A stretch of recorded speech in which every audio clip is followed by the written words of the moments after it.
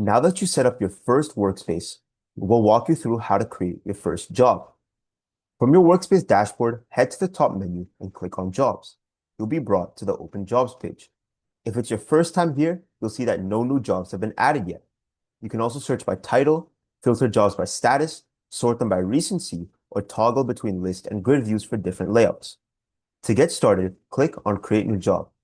Fill in the job title, relevant experience, and employment type, as well as the hiring company, work locations, and salary details, which I'm doing here.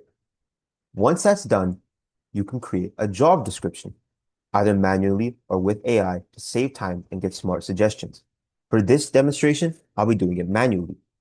Once your job is created, you'll move on to the next key steps, either crafting your interview or adding candidates, both of which are covered in the next two videos, where we'll guide you through building a complete structured hiring flow inside TalentBoost.